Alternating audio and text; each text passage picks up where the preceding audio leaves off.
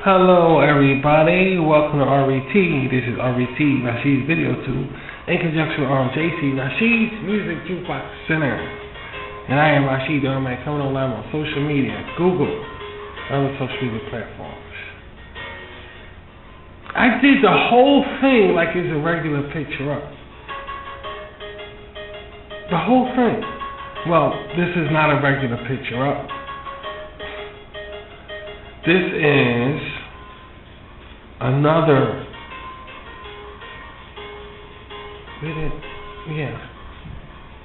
Welcome to another Rashid's reading.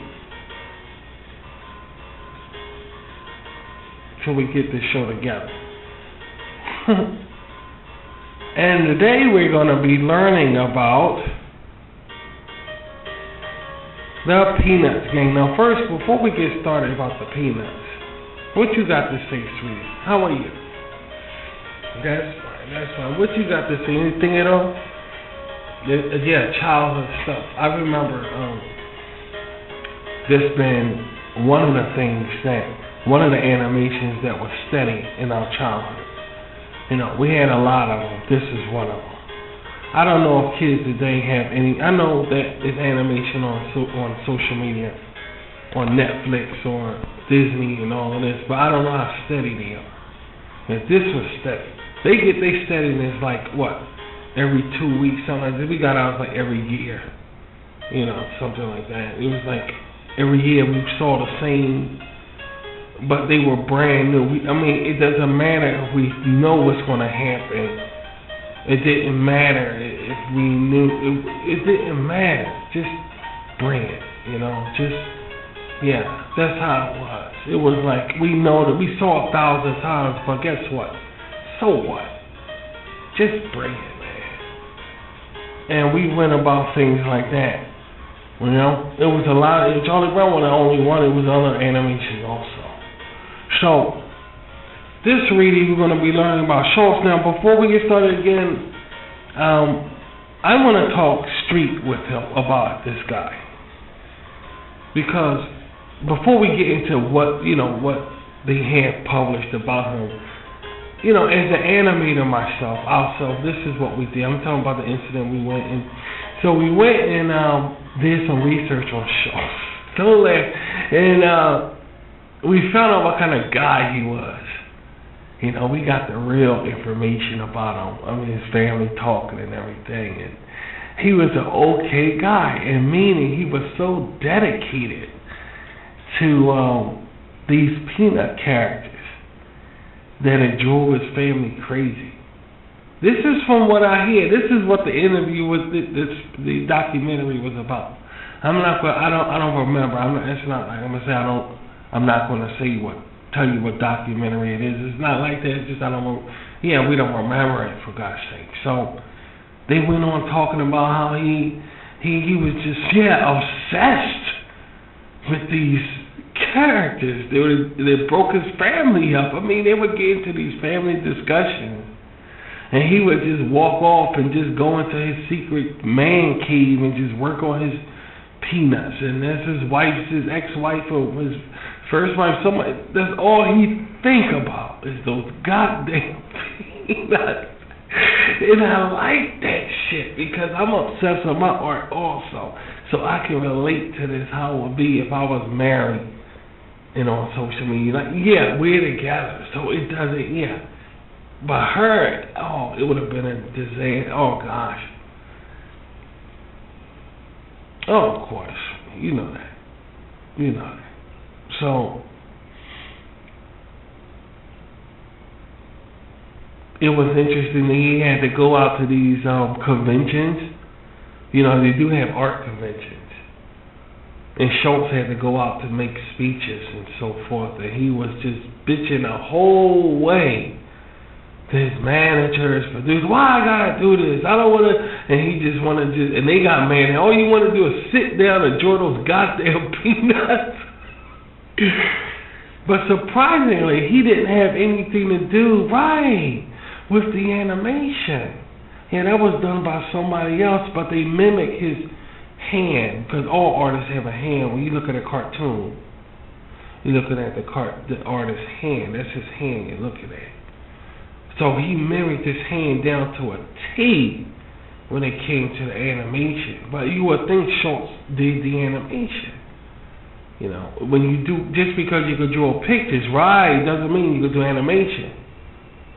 Cartoons and animation are two different things. You know, you could draw comics. I mean, comics and animation. You know, you could do comics. But when it comes to animation, that's a whole different story there. But the person who they got to do it, well, let's just read about it. What do you think, guys? Yeah, let's just read about it. So, we're going to start with a summary. I hope you guys have the time to sit back and relax, grab something. I was going to say grab a beer. I was going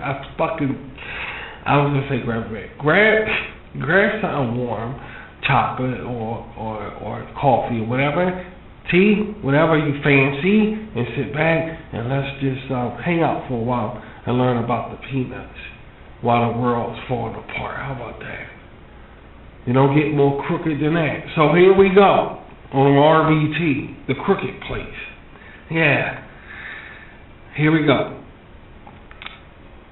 Let me see. It says publisher. Okay, these are the films that Charlie Brown did. A Boy Named Charlie Brown. Snoopy Come Home. That was a good one. Yeah. Race for Your Life, Charlie Brown. That was a good one. That was a long one. I just thought it was, and I don't remember seeing it as a child. No, I don't remember seeing that one. I've seen it when I got older. That's when it's like there was river rafting and stuff like that, racing and stuff. I don't remember looking at that as a child. No, I probably have, but not most likely no. Snoopy Go Home, yeah. The Boy Named Charlie Brown, the spelling bee, yeah.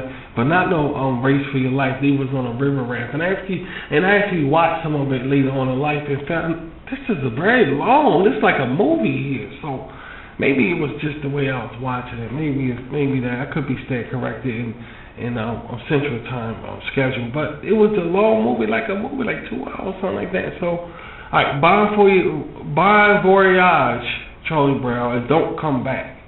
I gotta remember what that's about. I think I saw that in the Peanuts movie.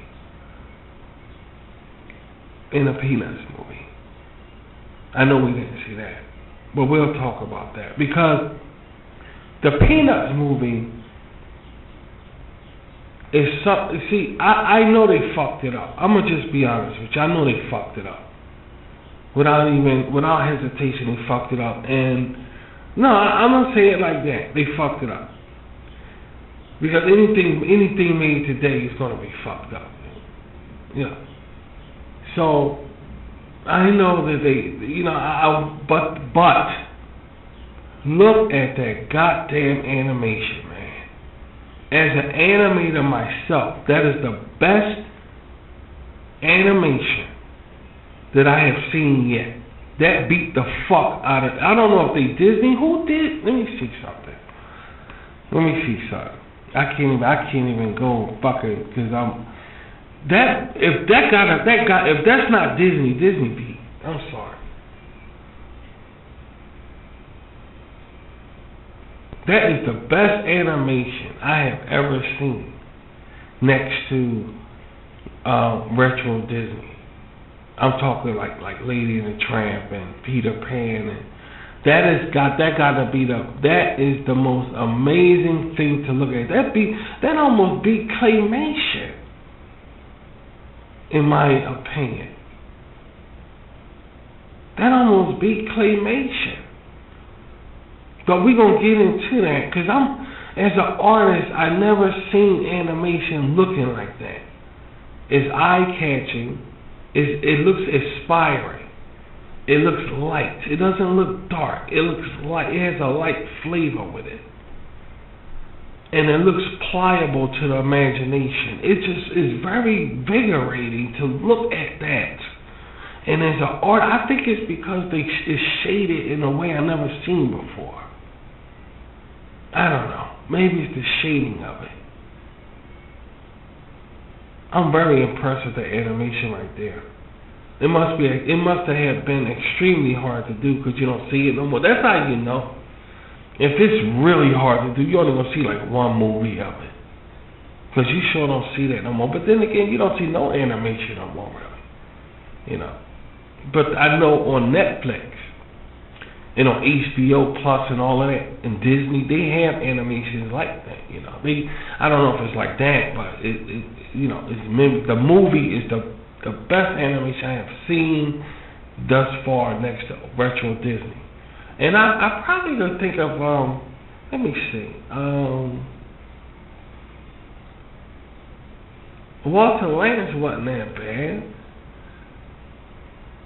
I mean, I've seen good animation, but this is,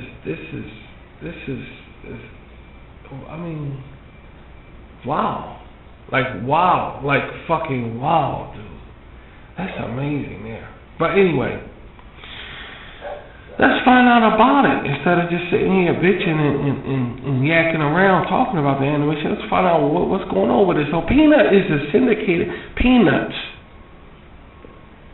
Plural, is a syndicated daily and Sunday comic strip written and illustrated by Charles M. Schulz, which ran from October 2nd, 1950 to February 13th, 2000. It's the day after Charles Schulz died. In total, 17,897 different Peanut strips were published. The strip was one of the most popular and influential in the history of the medium, and considered the most beloved comic strip of all time. Amazing. It was arguably the longest story ever told by one human being. I swear to God. That's all he thought about from behind the scenes. That's all he cared about was those goddamn peanuts. So, according to Professor Robert Thompson of Syracuse University, at its peak, Peanuts ran in over 2,600 newspapers, with a readership of over 355 million in 75 countries, and was translated into 21 languages. And it helped to cement the 4-panel gag strip as the standard in the United States. Reprints of the strip are still syndicated and run in many newspapers. Wow, that's amazing. In addition, Peanuts achieved considerable success for its television specials, several of which include A Charlie Brown Christmas and It's the Great Pumpkin Charlie Brown, which was funny as fuck. That was funny when Snoopy came out there, motherfucker. All the child, that goes like the lion from The Wizard of Oz jumping out of the window. You know, it's like, that's one of them. When Snoopy rose up, all the kids just fell the fuck out. It's the Great Pumpkin Charlie Brown won or were nominated for Emmys. The holiday specials remain quite popular to this day and are currently on the Apple TV Plus, streaming service. See, they have it over there. On a Paramount Mountain, I think. I don't know if it's the same thing. I don't know. Little Folks. I think we gotta get this. 1 minute here.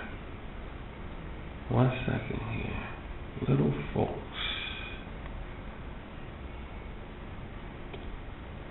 1 second. Yeah. Get some reading going on around here. Read about anything. Shit. Y'all know, read about anything. For real. Peanuts had its origin in Little Folks. See, that's something we didn't know. Little Folks. A weekly panel comic that appeared in Schultz's hometown paper, the St. Paul Pioneer Press, from June 1947 to to January 1950. Okay.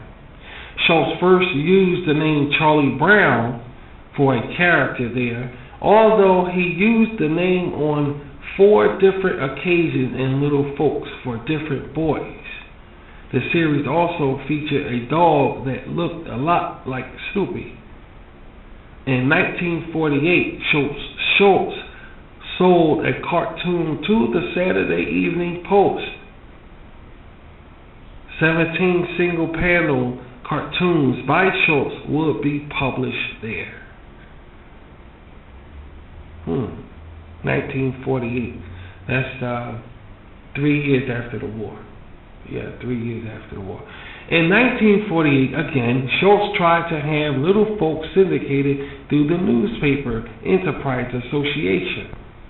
Schultz would have been an independent contractor for the syndicate. Unheard of in the 1940s, but the deal fell through. Little Folks was dropped in 1949. The next year, Schultz approached the United Feature Syndicate with his best work from Little Folks. When his work was picked up by the United Features Syndicate, they decided to run the new comic strip he had been working on. This strip was similar in spirit to the panel comic. It had a cast of characters rather than different nameless Little Folks for each page.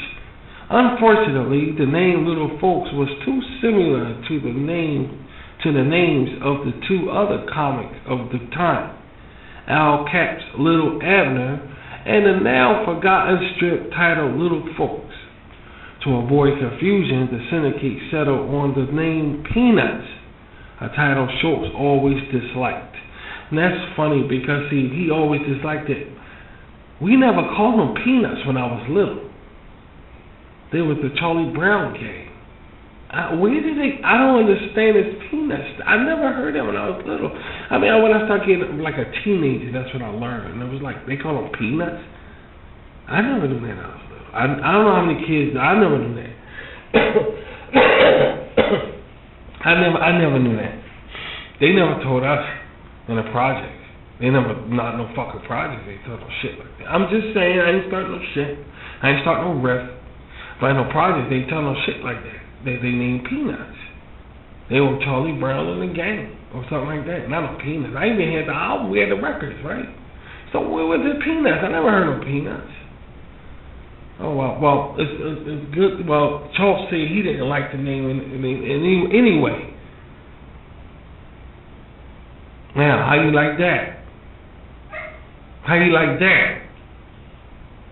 Charles Schultz said he didn't like the name anyway. So we not by ourselves who don't like the Peanuts thing. We just never heard of it. Never heard of it.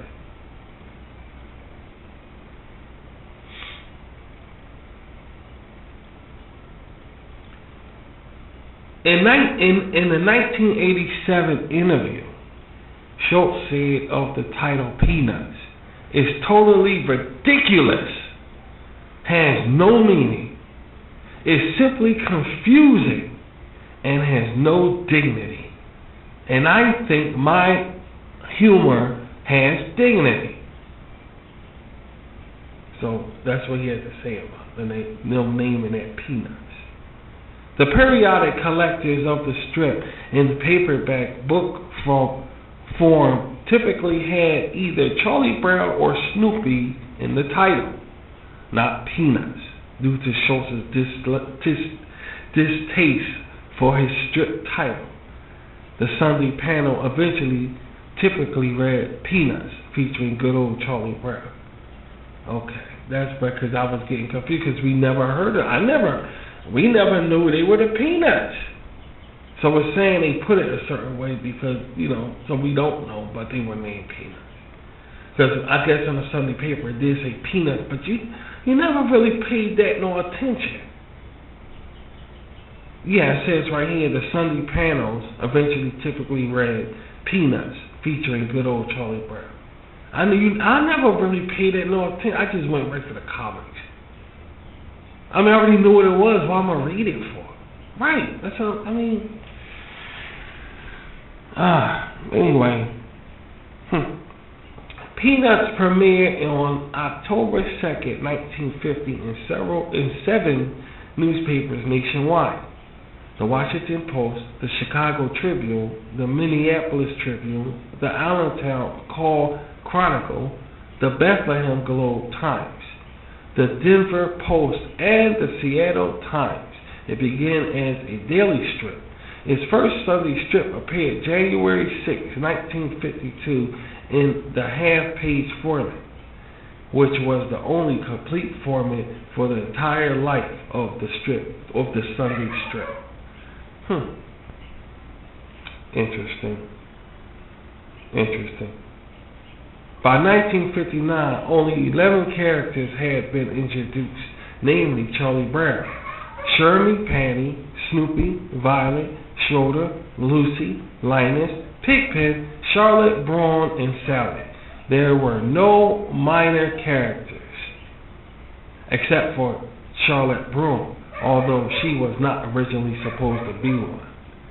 And that's her picture right there.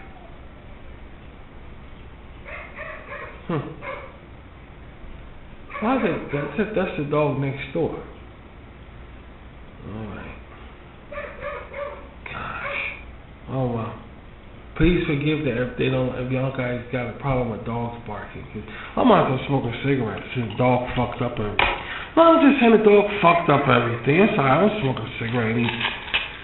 It's a bum read any fucking way. What the hell? Just give me a second, guys. Let me roll me a cigarette, man. Here, let me see. Can I play this again while I'm smoking? I'll take a cigarette break from all this reading and shit. Because let me tell you something. It's nothing more fascinating than reading. I mean, you're creating something in your brain that's just remarkable when you read. You're just not paying no attention. I mean, your imagination can just soar when you're reading. But that's what I'm about to say, sweetie. But it's better when you write. You're right, sweetie. It's better when you write your own shit. That's the best. That's the best. But at the same time, when you meet people who's just as weird as you, like Schultz, you come to, you think like, hey, I'm not by myself, There's the great animators who started. If it wasn't for Schultz, there would be no Yu-Gi-Oh! There would be nobody, Inspiring to do these magnificent splendors on paper and then later transformed into life form that we can understand. Imitating us, going through our emotions, our problems, whatever. And writing in animated form is simply breathtaking. There's no words can describe animation in art, period. If you're an artist, period, it's just a magnificent thing to have in your system, to have, to own, to cherish, to direct, to grow. It's yours, and you could just really go crazy. To do what Schultz did was amazing. To turn around, become famous, and share it with the world of what this man created. Part of our upbringing, who we are, is because of him. If you look at the ingredients that made us who we are as people, these peanuts, these guys play a part of it. And that's amazing. That's an amazing thing to think about and to realize,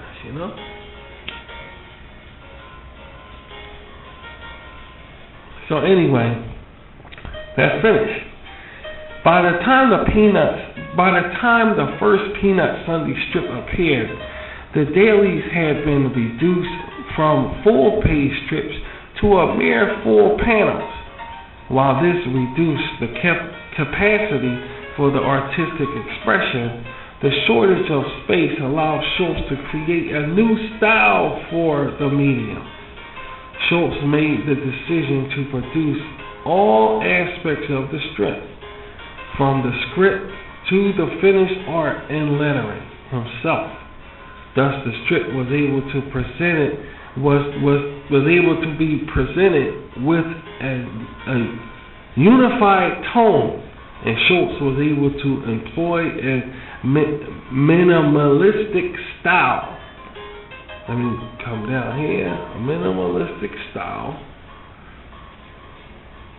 Let's see. I gotta get caught up here while browsing and everything. Okay. Now, where the fuck I was? Oh, Jesus Christ. Where was I? I can't. Thank you, sir. I'll work on it. Boy, I got an instruction book, a poster, and disclosing tablets. I'm gonna have the cleanest teeth in town.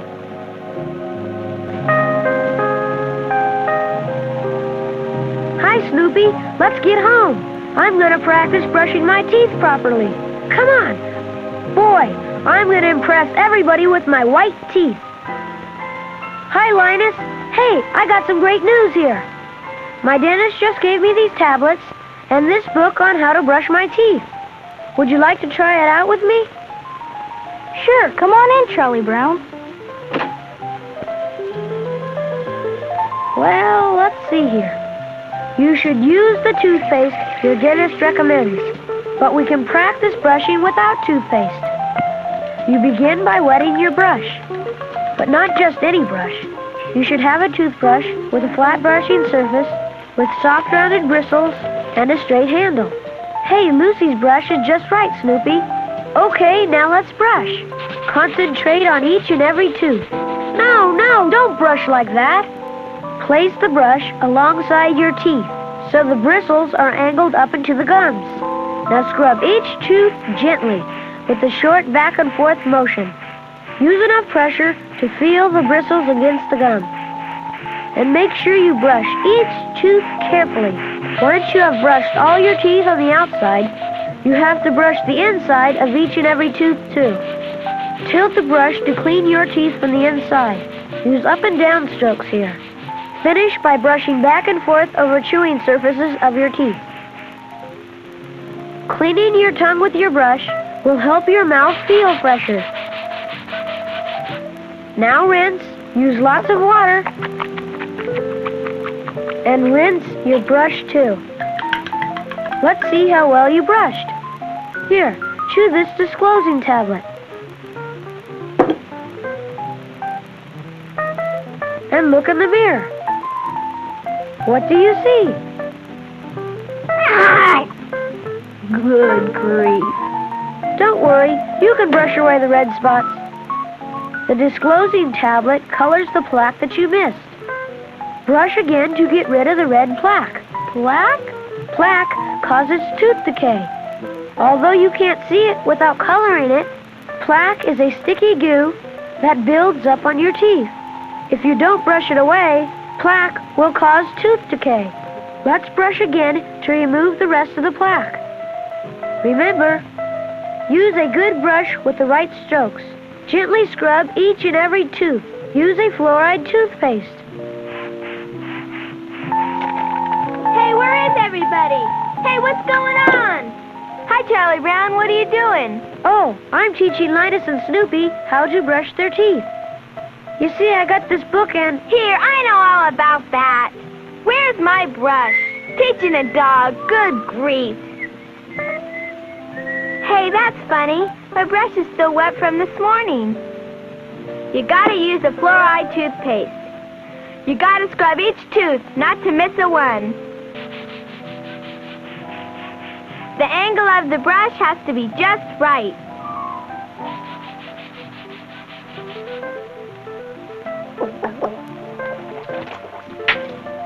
You know, it's hard to demonstrate toothbrushing to you guys, especially when you keep making all those funny faces.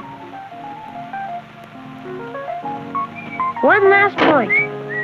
Never use anyone else's toothbrush. Is that it, Charlie Brown? No. Here's a note from my dentist. He says the use of dental floss is also important. and he wants me to visit him for flossing instructions.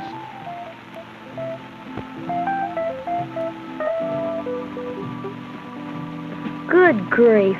Why can't I have a normal dog like everyone else?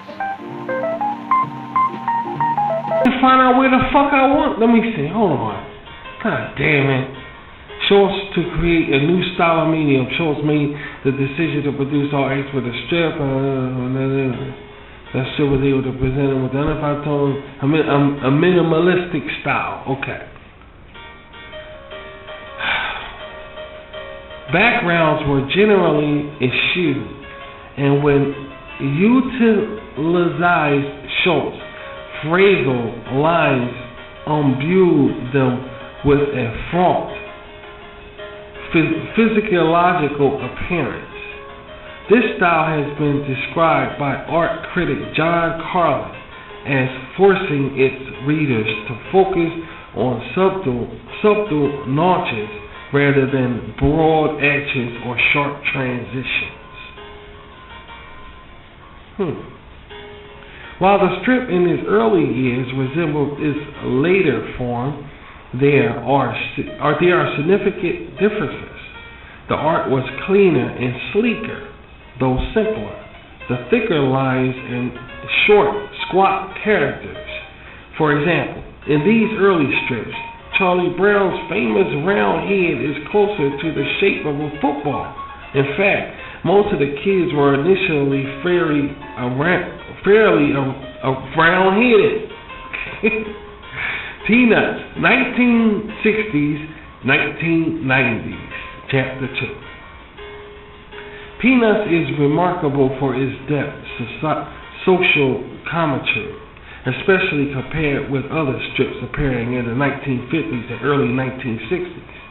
Schultz did not explicitly address racial and gender equality issues so much as he assumed them to be self-evident in the first place.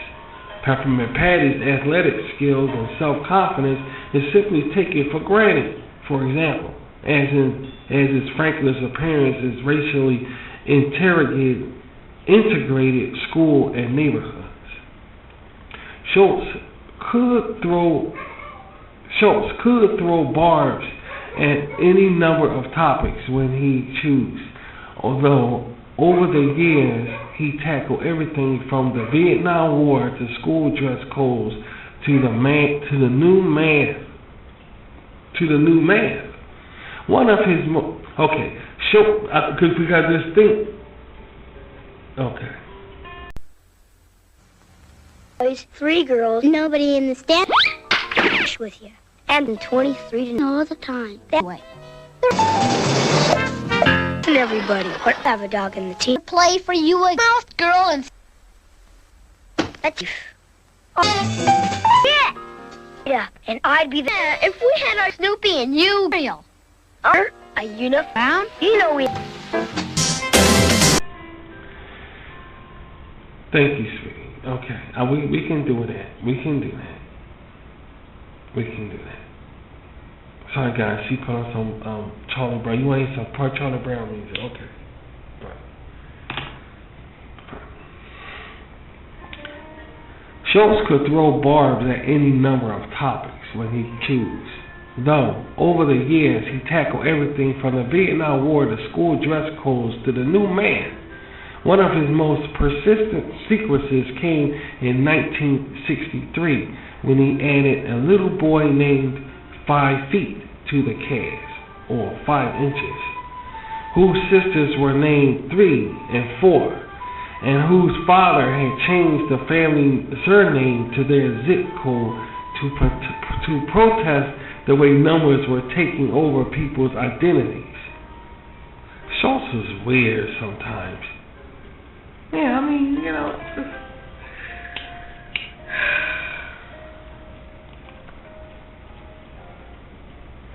In 1957, a strip in which Snoopy tossed lighters into the air and boasted that he has the first dog ever to launch a human, parodied the hype associated with Spunkins 2's launch of Lika, the dog into space earlier that year. Another sequence lampooned little leagues and organized play, when all the neighborhood kids joined snowman building leagues and criticized Charlie Brown when he insists on building his own snowman without leagues or coaches. Okay, Peanuts touched on religious themes on many occasions, most notably in the classic television special A Charlie Brown Christmas in 1965, which featured the character Linus Van Pelt, quoting the King James Version of the Bible, Luke 2:8-14, to explain to Charlie Brown what Christmas is all about. In personal interviews, Schultz mentioned that Linus represented his spiritual side. You see that, sweetie? Yes, indeed. Linus represented his spiritual side.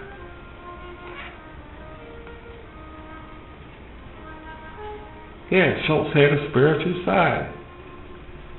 Believe that? Schultz had a spiritual side. Peanuts probably reached its peak in American pop culture awareness between 1965 and 1980. This period was the heyday of the Daily Strip, and there were numerous animated specials and book collections. 65 to 1980, there was nothing but animation and fun. Oh, Lord have mercy, fuck. Everything was reading books. Everything was reading books.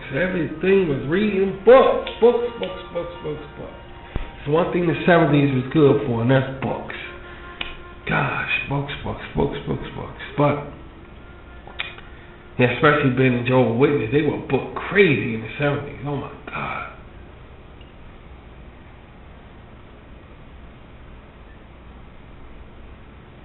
During the 1980s, other strips revealed Peanuts in popularity, most notably Doonesbury, Garfield, The Far Side, Bloom Country, and Calvin and Hobbes. However, Schultz still had one of the highest circulations in the daily papers. The daily Peanut strips were formatted in a 4-panel space-saving format beginning in the 1950s. With a few very rare 8-panel strips that still fit into the 4-panel mold.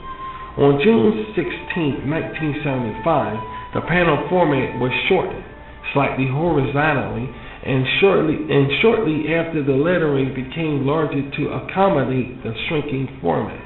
In 1988, Schultz abandoned this strict format and started using the entire length of the strip, in part to combat the dwelling size of the comic page, and also to experiment. Most daily Peanut strips in the 1990s were 3-panel strips, and I remember that.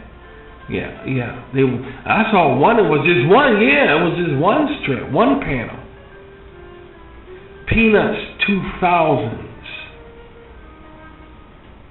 The final original daily Peanuts comic strip was published on January 3rd, 2000.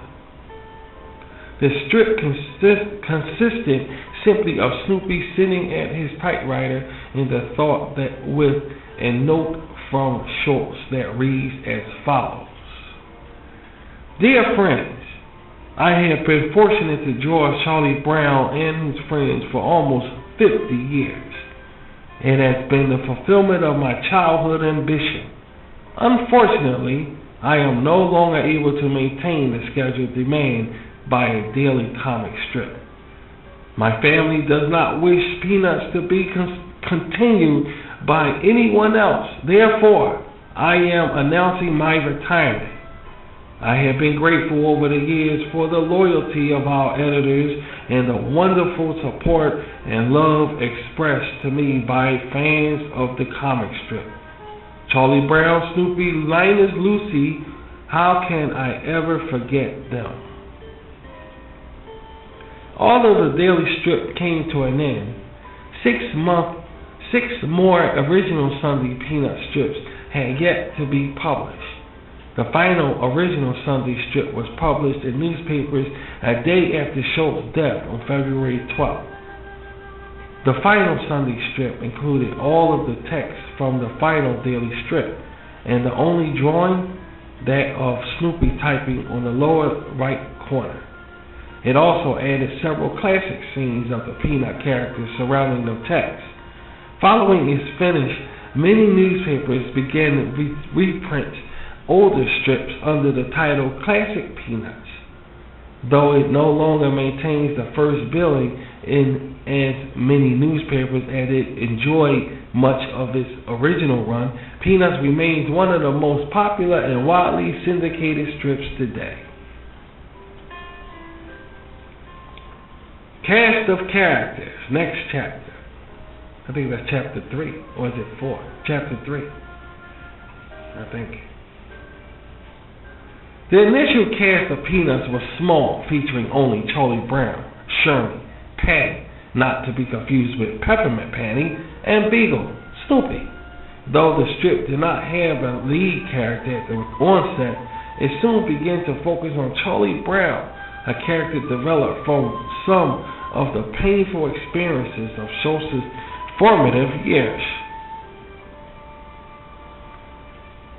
Charlie Brown's main characters in either self-defeating stubbornness or admirable determined persistence to try his best against all odds. He can never win a ball game, but continues playing baseball. He can never fly a kite successfully, but continues trying to fly his kite. Though his inferiority complex was evident from the start, in the earliest strip he also got in his own jabs when verbally sparring with Patty and Sherman. Some early strips also involve romantic attractions between Charlie Brown and Patty, or Violet, the next major character added to the strip. As the years went by, Sherman and Patty appeared less often and were demoted to supporting roles, while new major characters were introduced. Schroeder, Lucy, and her brother Linus debuted as very young children. Schroeder and Linus both in diapers and pre-verbal. Snoopy, who began as a more or less typical puppy, soon started to verbalize his thoughts through thought bubbles. That means he thinks and the bubbles come up in his head with words in them, thought bubbles. Eventually, he adopted other human characteristics, such as walking on his hind legs, reading books, using a typewriter, and participating in sports. He also grew from being a cute little puppy to a full-grown dog. In the 1960s, the strip began to focus more on Snoopy. Many of the strips from this point revolve around Snoopy's active Walter Mitty like fantasy life, in which he imagined himself to be a World War I flying ace or a best-selling suspense novelist, to the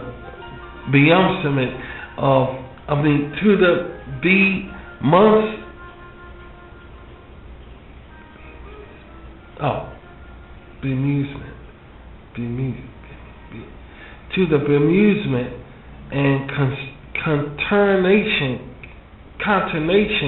of the other characters who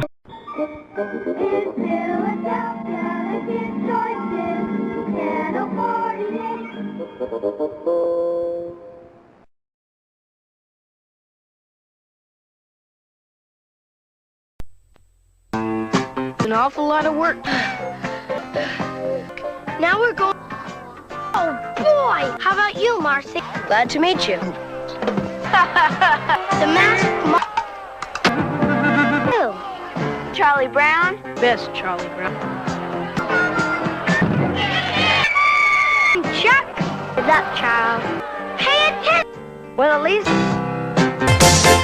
sometimes wonder what he is doing, but also at times participate. Snoopy eventually took on many roles, distinct personas over the course of the trip. Jesus Christ, my reading.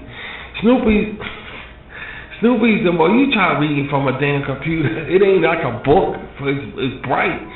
Snoopy eventually took on many more distinct. Well, yes, you didn't know what I mean.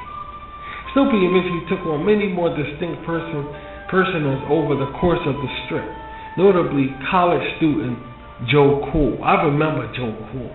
I couldn't stand Joe Cool. Because Snoopy was cool for crap. I can't stand that cool shit. My older brother liked the fuck out of it though. Yeah, my older brother liked the fuck out of Joe Cool. That little Snoopy with his thumbs up like Fonzie. He had his glasses on. Oh, my brother loved that fucker. I think everybody older brother in the 70s liked Joe Cool. Joe Cool. Snoopy's name was Joe.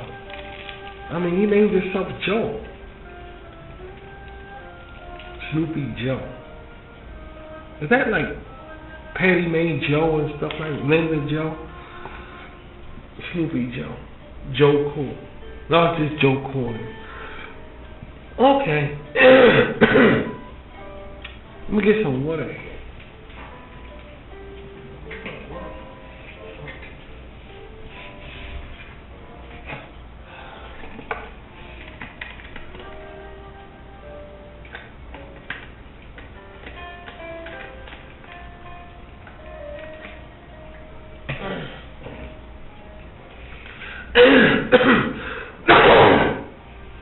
Okay, let's continue, please.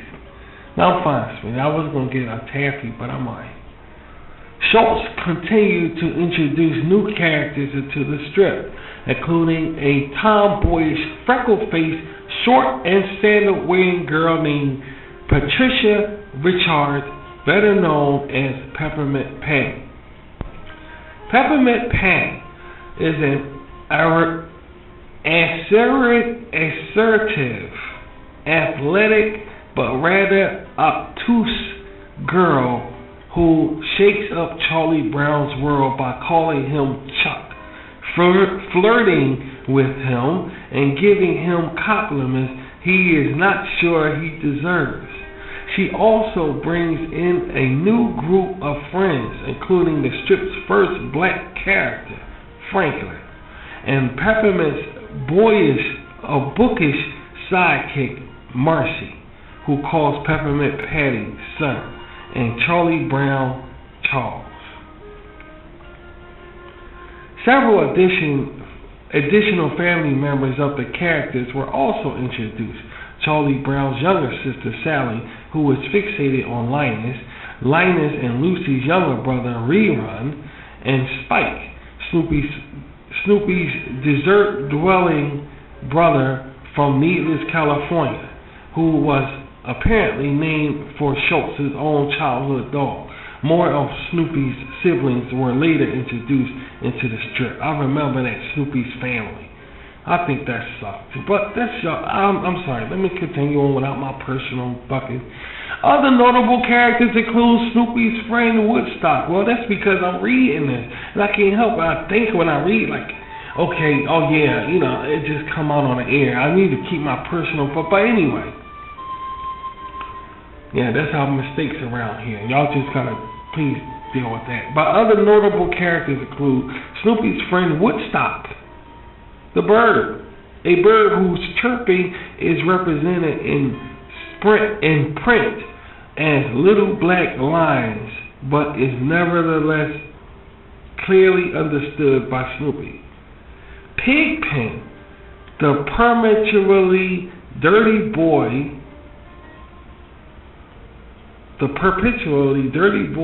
Please forgive me if I'm naming some of these words wrong, guys. Please. Perpetually dirty boy who could raise a cloud of dirt on a clean sidewalk or in a snowstorm. And Frida, a girl proud of her naturally curly hair and who owned a cat named Farrah, much to Snoopy's chagrin. Peanuts had several reoccurring characters who were eventually absent from view, some such as the Great Pumpkin or the Red Berry may or may not have been fragments of the cast's imaginations. Others were not imaginary, such as the Little Red-Haired Girl, Charlie Brown's personal dream girl, Joe Shellbunnock, Charlie Brown's baseball hero, World War II, a vicious cat who terrifies his neighbor, Snoopy, and Charlie Brown's unnamed pencil pal.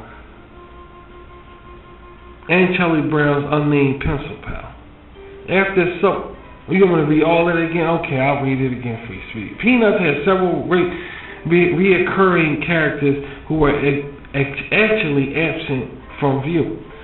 Some, such as the Great Pumpkin or Red Berry, may or may not have been figments of the cast's imagination. Others were not imaginary, such as the Little Red-Haired Girl, Charlie Brown's personal dream girl, Joe Shellbunnock, Charlie Brown's baseball hero, World War II, a vicious cat who terrifies his neighbor, Snoopy, and Charlie Brown, a named pencil pal. I'm reading the way they got. I know I need to have a comment in here or something. World War II, a vicious cat who terrifies his neighbors, Snoopy.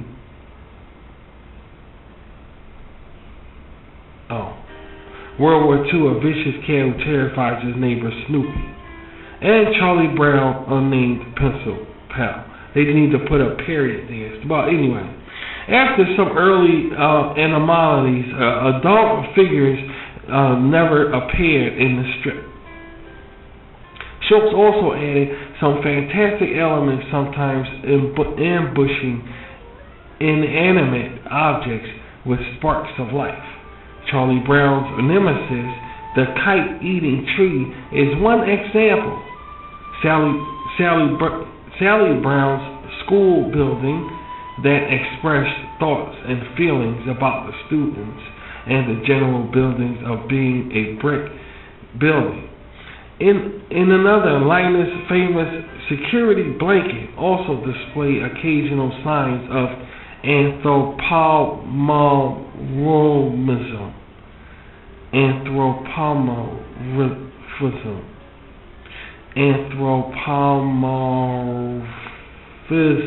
anthropomorphism.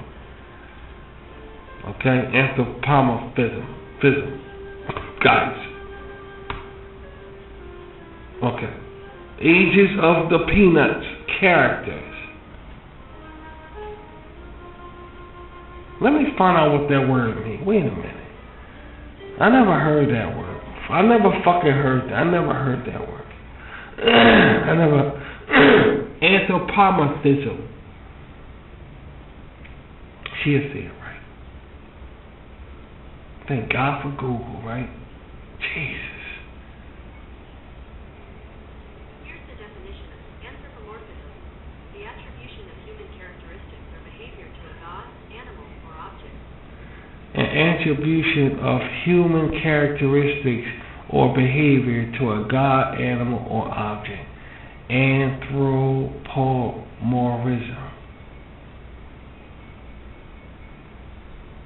Anthropomorphism.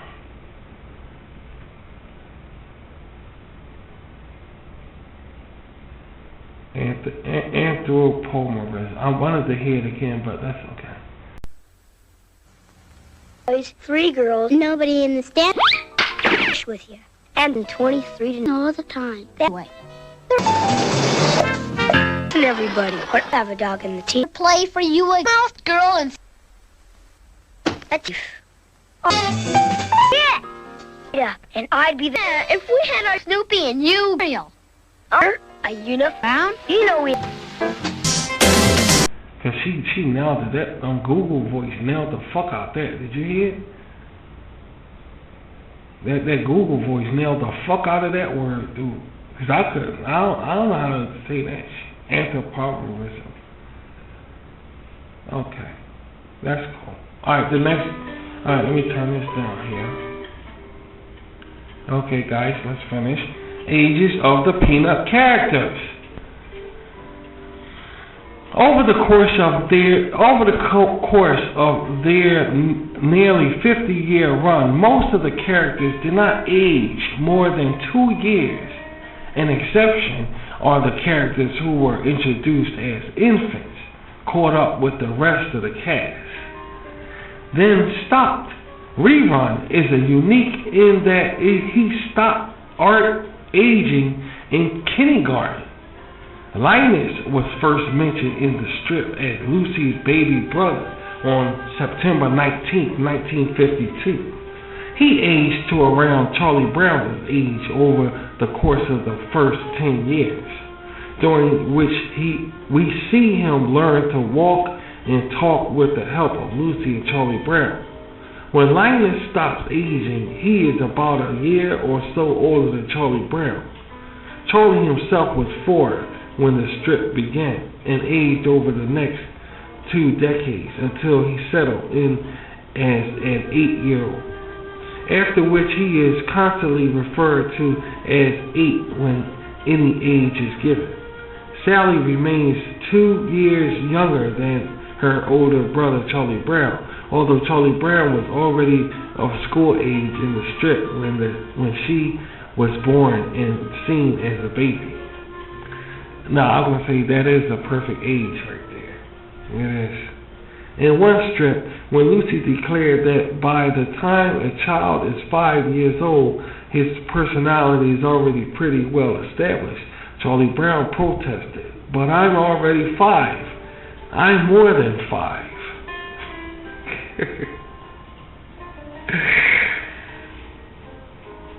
The character, however, were not strictly defined by their literal ages, were they children or adults,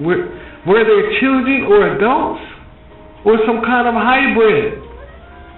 Yeah, the characters, however, were not strictly defined by their literal age, were they children or adults, or some kind of hybrid, wrote David Michelis of Time magazine. Schultz distinguished his creations by fussing adult ideas with the world of small children. Michelis continues.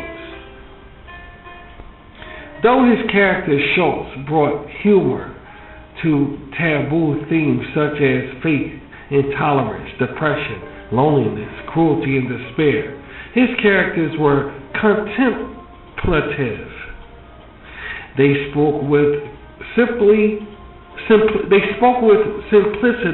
and force. They made smart observations about literature, art, classical music, theology, medicine, psychology, sports, and the law.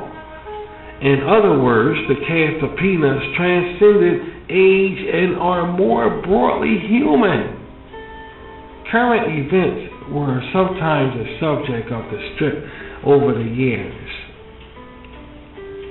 In November 28, 1995 strip, Sally mentioned the classic comic strip characters series of stamps, which were released 4 years early, and a story about the Vietnam War ran 410 days in the 1960s. That's what it got written. That's what's written here, sweetie. Now, that's what he got written here. That's what this current events were sometimes a subject of the strip over the years. In the November 28, 1995 strip, Sally mentioned the classic comic strip character series of stamps, which were released 4 years earlier, and a story about the Vietnam War ran 410 days in the 1960s. The passage of time, however, is negotiable and incidental in Peanuts.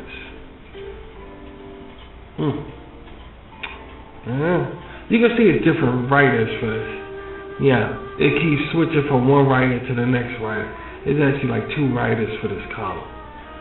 Yeah, because you can tell that the personality in some of the paragraphs is different from the personality. Yeah, it's definitely 2 writers for this But it's a good job as well, he orchestrated. But you can see it's just two writers. You can see two different personalities in his website right here. But that's good. It's still good, wonderfully orchestrated. It's just I can't pronounce those big words like that, you know? Not those big fucker things. So, okay. Peanuts is often regarded as one of the most influential and well-written comic strips of all time. Schultz received the National Cartoonist Society Human Comic Strip Award for Peanuts in 1962. The L.Z. Seeger Award in 1980, the Reuben Award in 1955 and 1964, and the Milton Cliff Caniff Lifetime Achievement Award in 1999. A Charlie Brown Christmas won a Peabody Award and an Emmy.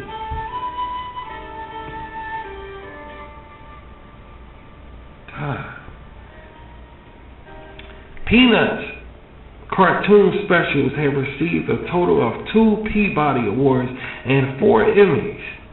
For his work on the strip, Charles Schultz is credited with a star on the Hollywood Walk of Fame and a place in the William Randolph Hearst Cartoon Hall of Fame.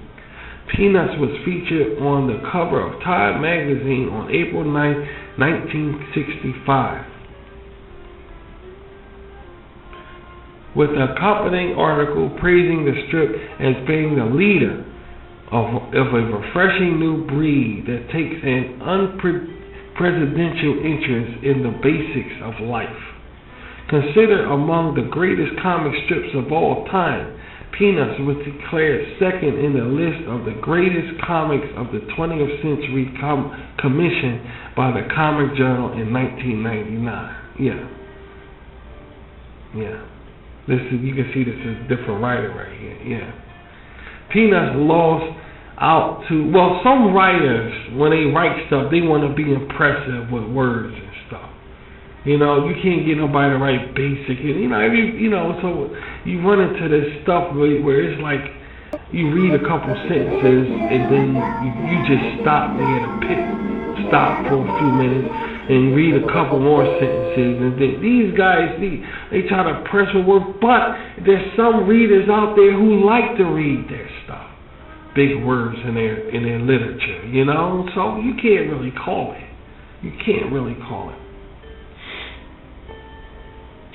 Okay, here we go. Considered among the greatest comic strips of all time, like we read, Peanuts was declared second in the list of greatest comics of the 21st century commissioned by the Comics Journal in 1999.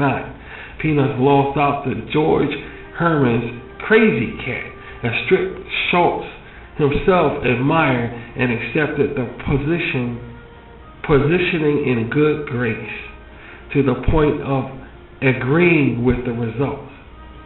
I never heard of Crazy Cat. Crazy Cat beat Charlie Brown? I never heard of Crazy Cat. See, I don't know what's going on with America. A lot of this stuff was going on, well, a lot of it was going on in the UK. You know, a lot of this because I never heard of no Crazy Cat that beat some damn Charlie Brown.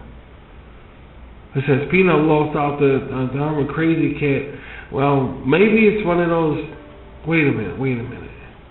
Peanuts lost out the Peanuts was declared one of the greatest comic strips commissioned by the in 1999. Peanuts lost out to George Herman's Crazy. I think that's like Nickelodeon or something like that. Children, you know, back then and that kind of stuff. To the dog and cat and all of that stuff on Cartoon Network. It's probably something like that. Because it happened in 1999 when he was beaten. Okay.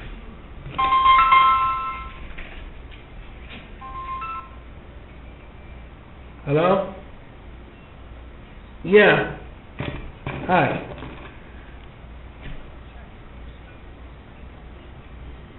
It's still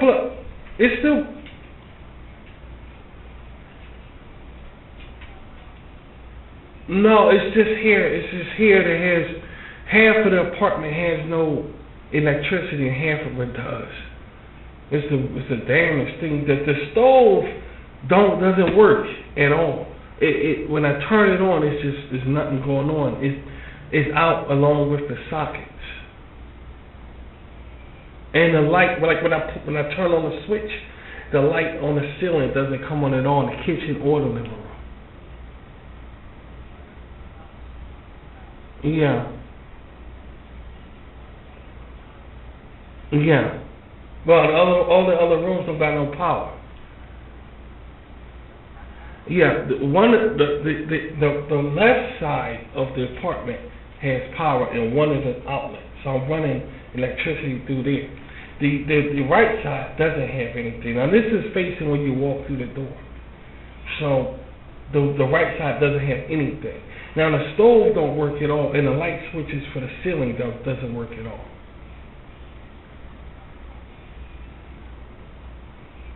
Yesterday, I think they said somebody upstairs or something like that. But Bonnie knows about that more than me. Okay.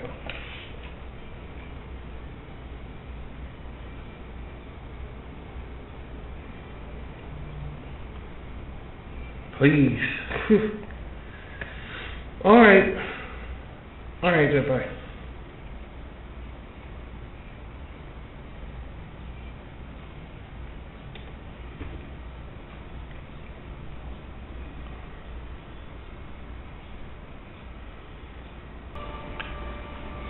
I don't know, never heard of it. A strip Schultz himself admired and accepted the positioning in a good grace, to the point of agreeing with the fact that this cartoon beat him. He agreed with it. In 2022, TV Guide declared Snoopy and Charlie Brown Let me do that again. In 2022, TV Guide declared Snoopy and Charlie Brown equal 8th in their list of top 50 greatest cartoon characters of all time. 8th is not a bad place. It's not. Published to commemorate their 50th anniversary. That's very, very impressive. Cartoon tributes have appeared in other comic strips since Schultz's death in 2000.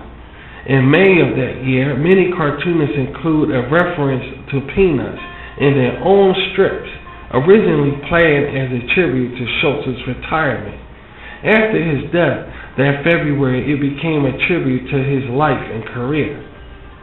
Similarly,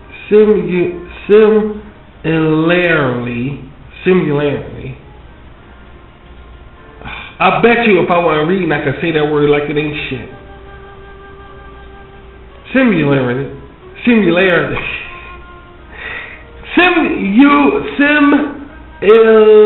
Y'all know the word similarity. On 30th October 2005, damn it. Several of comics strips include. Oh God. Hello? Yeah.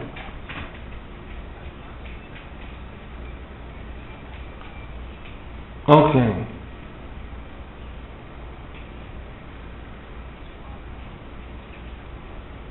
Yeah.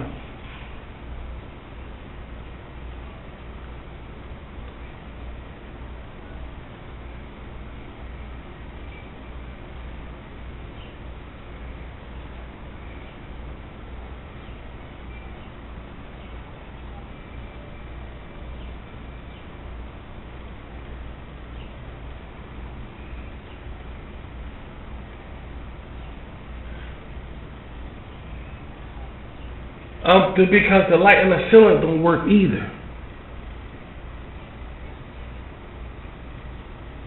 Alright, it switches, you know, it switches left to right and up and down on the circuit breaker. There's no knobs to turn.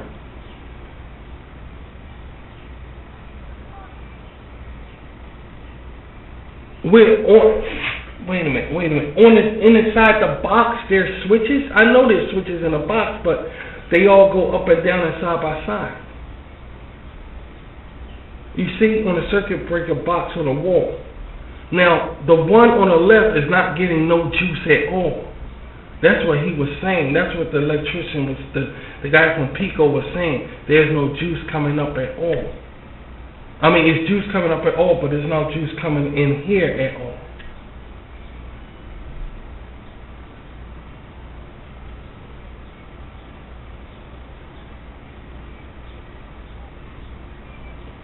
Yeah, it shuts off. It has no juice coming out of it at all.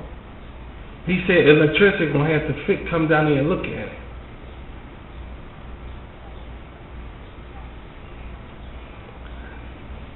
All right, bye.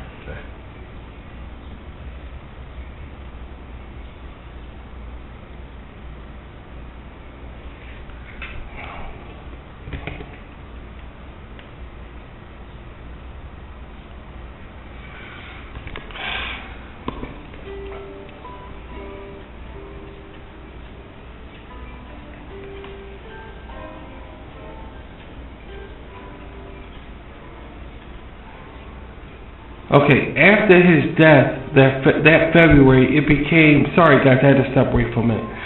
After that death, that February, it became a tribute to his life and career. On 30 October 2005, several comic strips began including references to Peanuts and the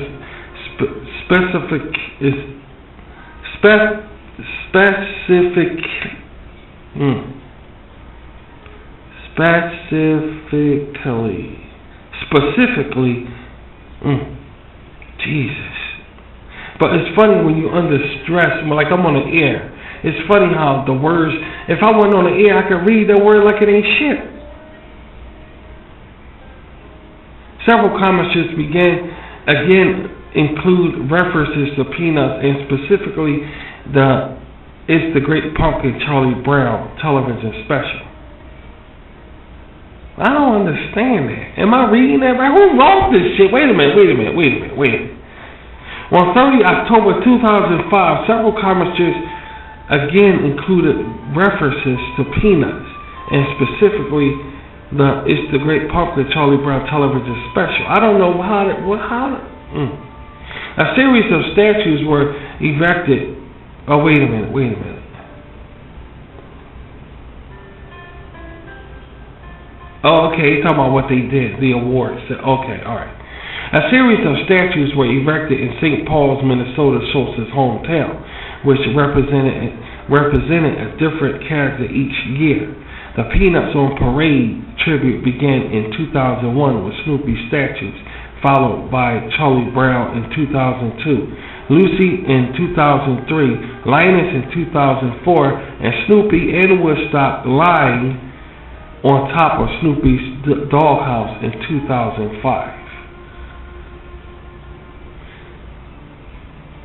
In 2021, the Sonoma County Board of Supervisors renamed the Sonoma County Airport, located a few miles northwest of Santa Rosa, California, the Charles M. Schulz Airport in his honor. The airport amusing logo features Snoopy in goggles and scarf, taking to the skies on top of his red doghouse. A bronze statue of Charlie Brown and Snoopy stands in Detroit Park in downtown Santa Rosa.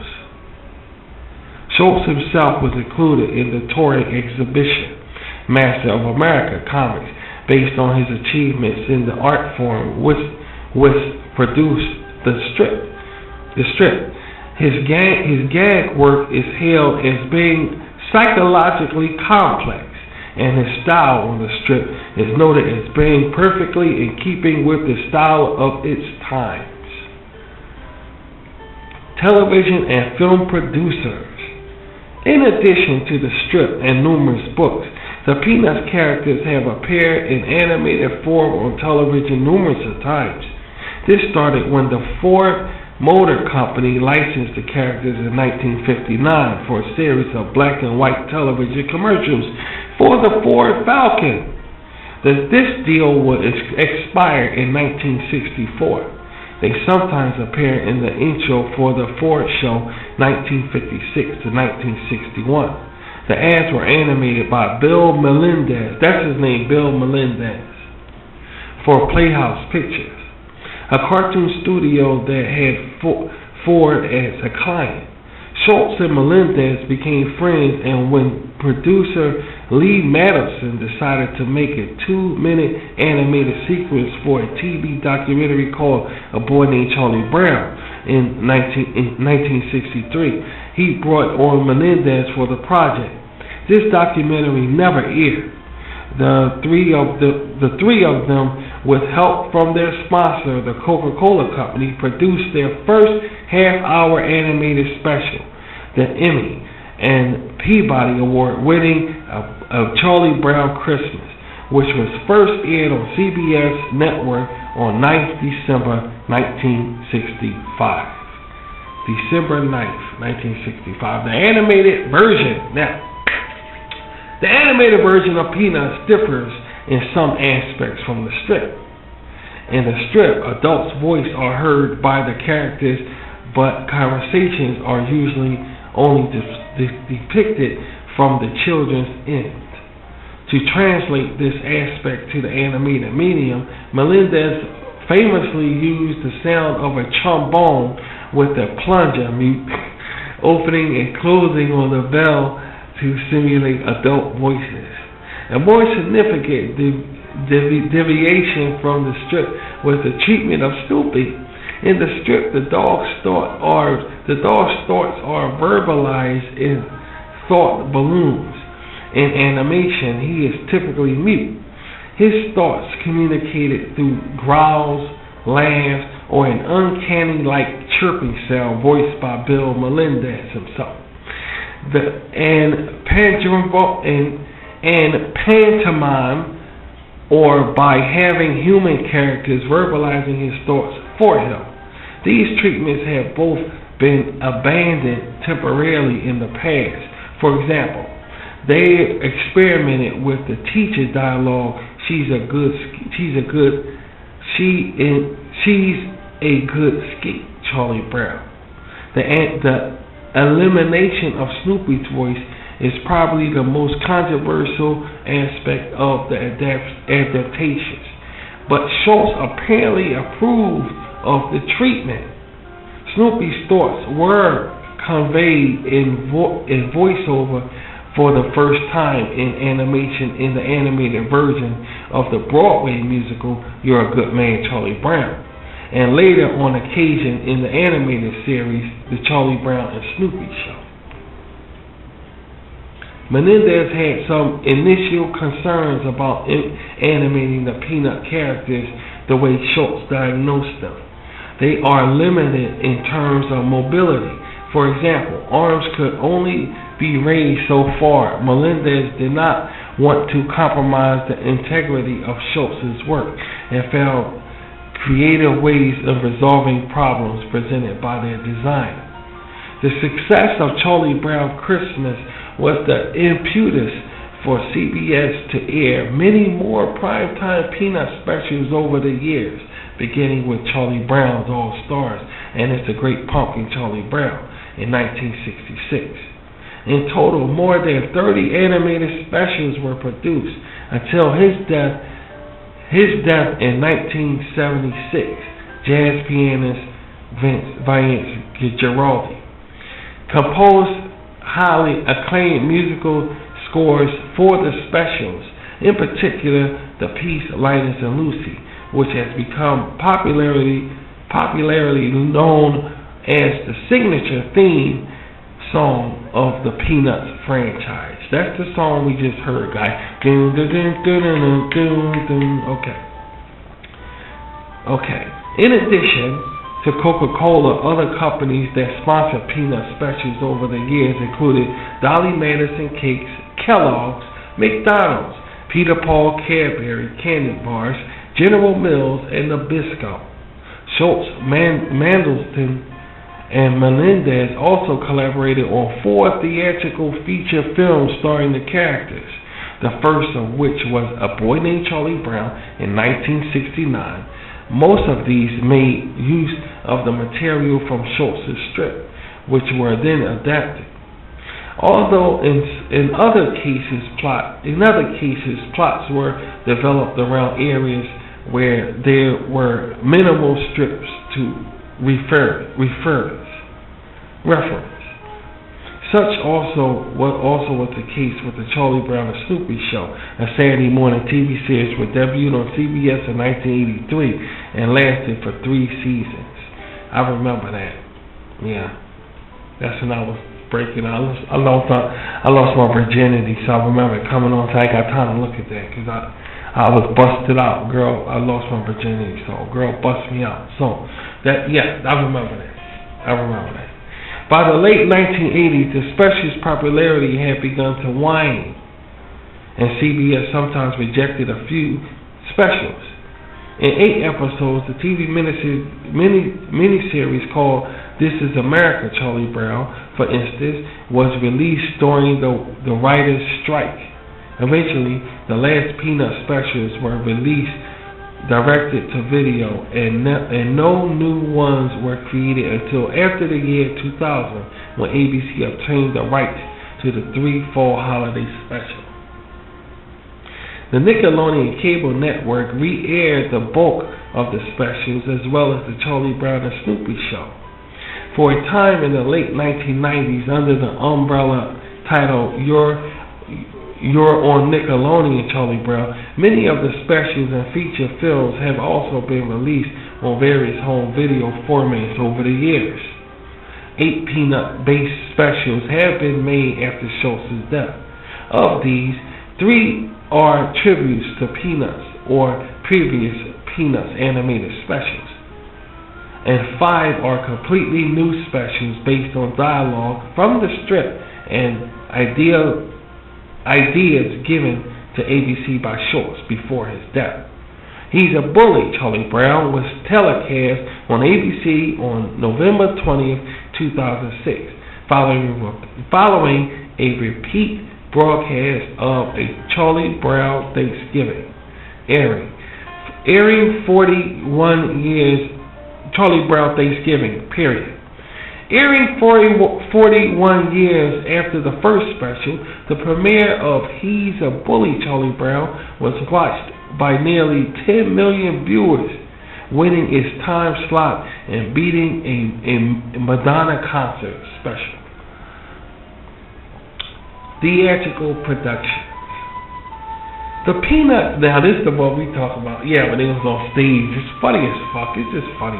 The Peanuts characters even found their way to the live stage, appearing in the musicals You're a Good Man, Charlie Brown, and Snoopy the Musical, and in Snoopy on Ice, in a live Ice Capade style show aired primarily at young children, all of which have had several touring productions over the years. You're a Good Man, Charlie Brown was originally an extremely successful off-Broadway musical that ran for 4 years, 1967 to 1971, in New York City and on tour, with Gary Burrough as the original Charlie Brown. An updated rival opened on Broadway in 1999. And by 2022, it had become the most frequent produced musical in American theater history. It has also adapted for television twice as a live-action NBC special and an animated CBS special. Okay. Snoopy! The musical was a musical comedy based on the Peanuts comic strip, originally formed at Lamb's Theatre off Broadway in 1982. In its 1983 run in London's West End, it won an Oliver Award.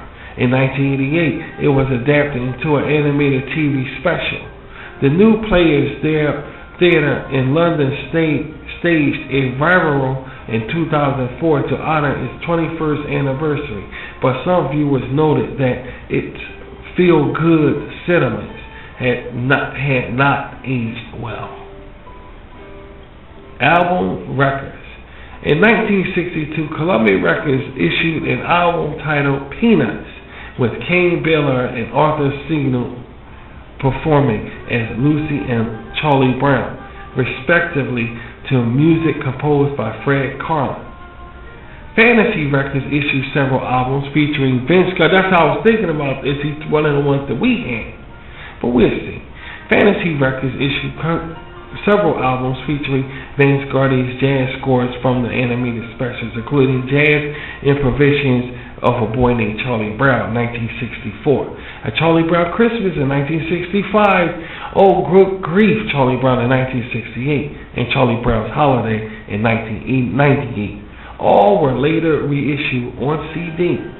Other jazz artists have recorded Peanuts-themed albums, often feature cover versions of Guaraldi's compositions. These include Ellis Marsalis Jr. and Wynton Marshall, Joe Cool's Blues, 1995. George Winston, Linus and Lucy, 1996. David Bennett, Here's to You, Charlie Brown, 2000. And Cyrus Chestnut, A Charlie Brown Christmas, 2000. Cast recordings in both original and rival productions of the stage musical You're a Good Man, Charlie Brown, and Snoopy, the musical, have been released over the years. Numerous animated Peanuts specials were adapted into books and record sets, issued on the Charlie Brown Records labels of Disney, Read Along, in the 70s and 80s. Other licensed appearances and merchandise. Over the years, the Peanut characters have appeared in advertisements for Dolly Madison's snack cakes, Friendly's restaurants, A&W root beer, Cheerios breakfast cereal, and Ford automobiles. Pigpen appeared in the memorable Spot or Regina vacuum cleaners. I remember that. Even strong enough to clean up Pigpen. Wow, mud on a new carpet. How beautiful. Oh no, not the Regina steamer carpet cleaner. It's too powerful. And it's too easy to use. It doesn't respect dirt like I do. Oh no, not my tricycle tracks. Oh no, not my flea circus. No, not my self-portrait. Arr! Regina, powerful enough to clean up after Pigpen. Yeah. Okay. I'm glad I remember that one. Okay. They are currently spokespeople in print and television advertisements for the MetLife Insurance Company also. You know, MetLife also.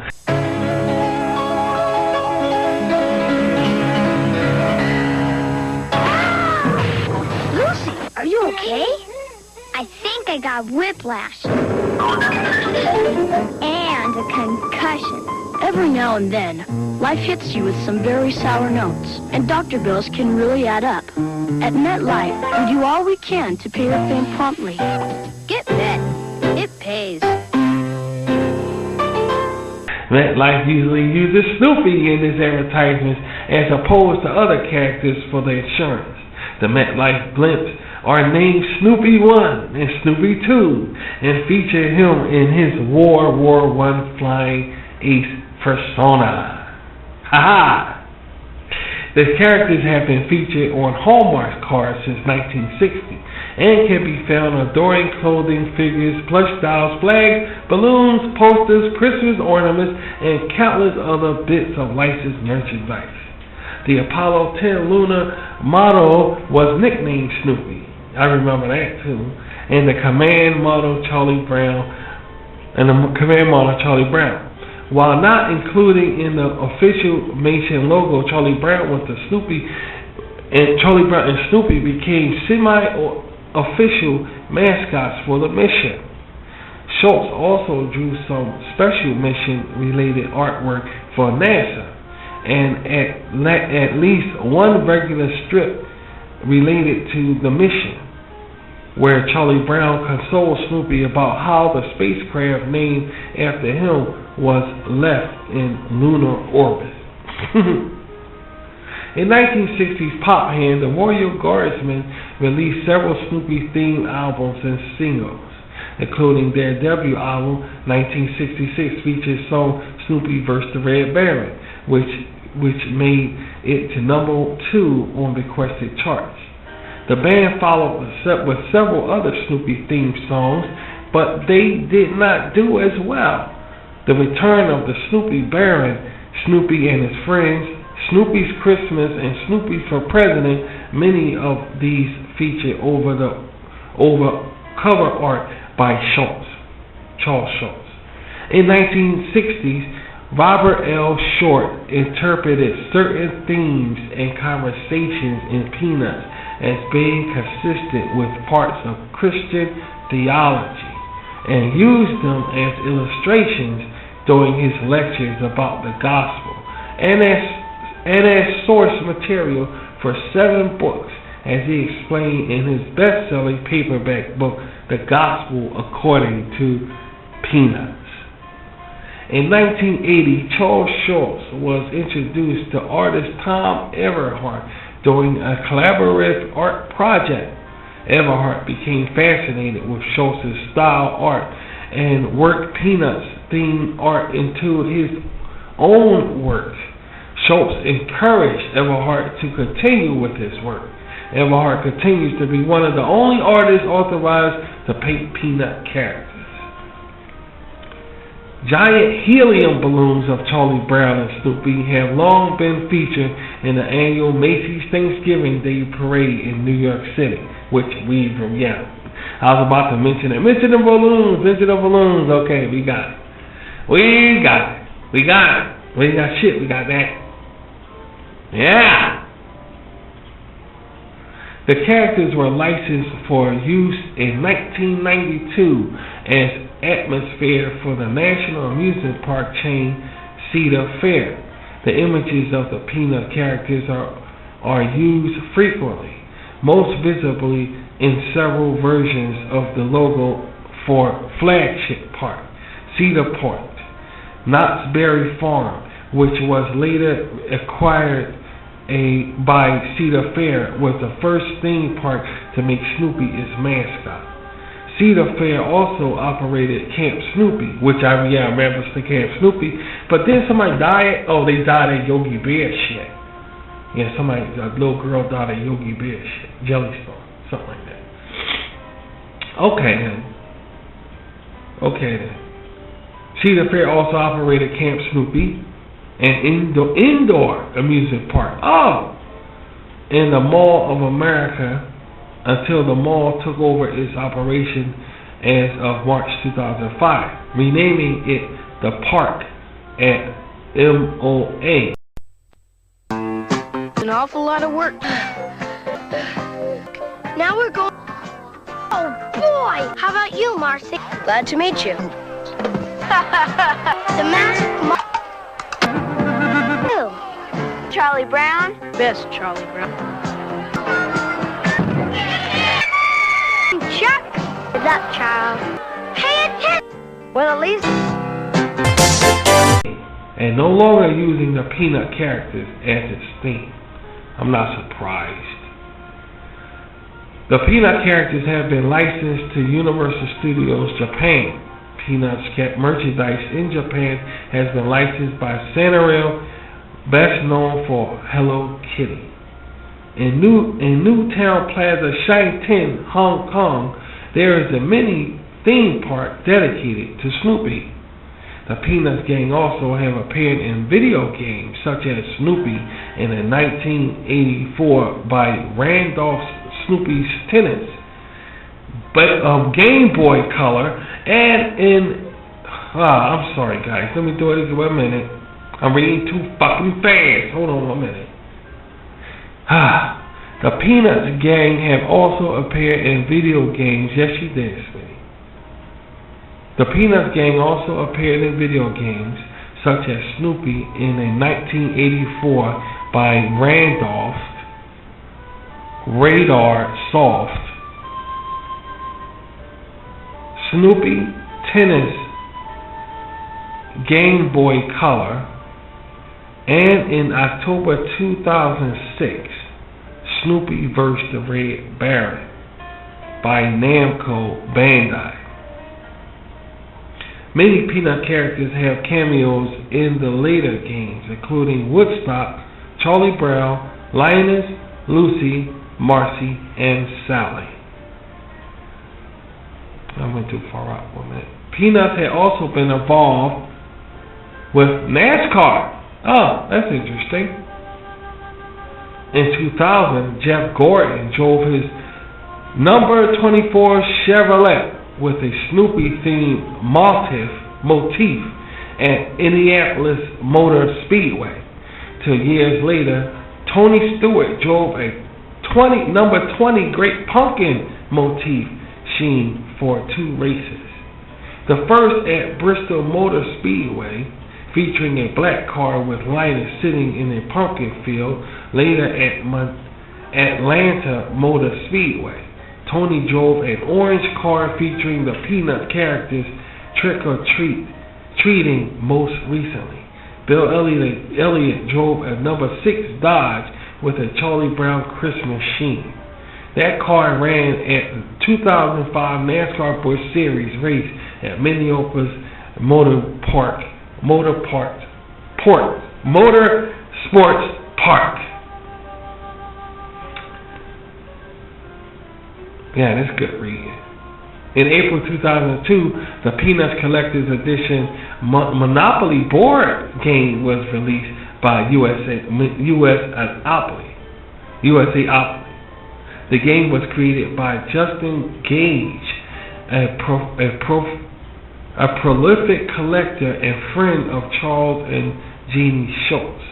The game was dedicated to Schultz in memory of his passing. When asked whether he felt that licensing threatened to commercialize the strip, Schultz said that will be impossible because comic strips were already a commercial product designed to sell newspapers. Good point. Because that's the only reason why we bought them, for the comic. Yeah, good point. How can a commercial product be accused of turning commercial?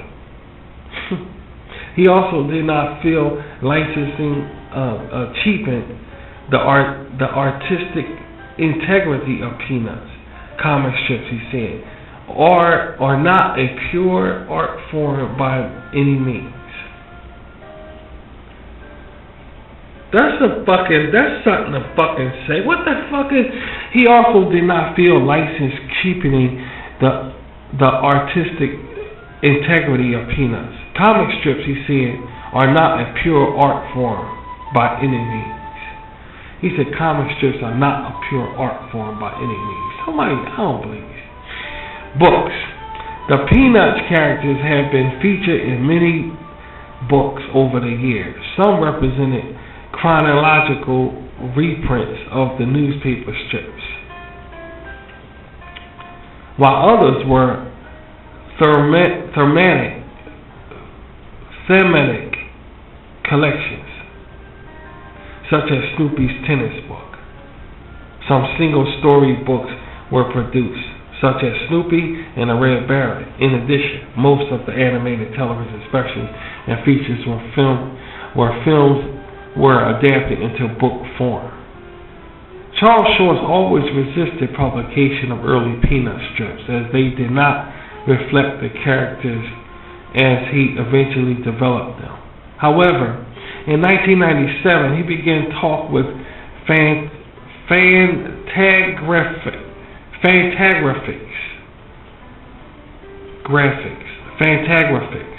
Books to have the entire run of the strip. Almost 18,000 cartoons published chronologically in book form. The first volume in the collections, The Complete Peanuts 1950 to 1952, was published in April 2004. Peanuts is a unique situation compared to other comics in the achievement quality. Masters of most strips are still owned by the syndicate. All strips, including Sundays, are in black and white. The books like the strips themselves, continue to be issued in an ongoing basis.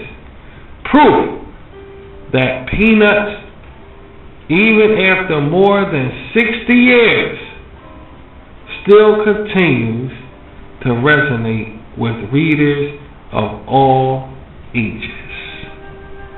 And that, my friends, my bees, my Rashid bees,